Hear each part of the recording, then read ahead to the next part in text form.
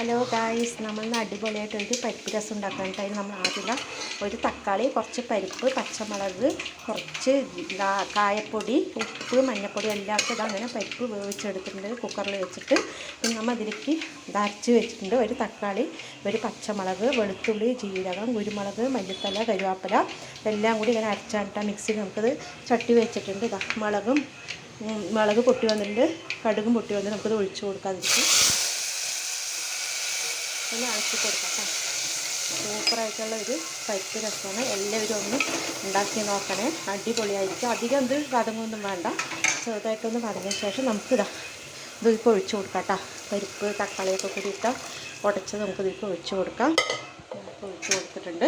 ഇതിലേക്ക് നമുക്ക് കുറച്ച് പുളിവെള്ളം കലക്കി വെച്ചിട്ടുണ്ട് കേട്ടോ, അത് ഒഴിച്ച് കൊടുക്കാം. ആവശ്യത്തിന് നിങ്ങൾക്ക് എല്ലാ ആവശ്യത്തിനും എടുക്കാം. സൂപ്പറായിട്ടുള്ളൊരു പരിപ്പ് രസം കേട്ടോ. ഇതിന് അടിപൊളിയായിരിക്കും. ഇത് നമുക്ക് തിളച്ച് വരുന്ന സമയത്ത് കരുവേപ്പില, മല്ലിയിലയൊക്കെ ഇട്ട് കൊടുക്കാം. കുറച്ച് മല്ലിയിലയും കരുവേപ്പില ഇട്ട് കൊടുത്തിട്ട് ഇത് തിളച്ച് വന്ന ശേഷം നമുക്ക് ഇറക്കി വയ്ക്കാം കേട്ടോ. സൂപ്പറായിരിക്കും. എല്ലാവരും ഒന്ന് പരിപ്പ് രസം ഉണ്ടാക്കി നോക്കണം. ആവശ്യത്തിന് എല്ലാം ഇടാം കേട്ടോ. സൂപ്പറാണ്. എനിക്ക് സബ്സ്ക്രൈബ് ചെയ്യുക, ലൈക്ക് ചെയ്യുക, കമൻറ്റ് ഒന്ന് ചെയ്യണേ.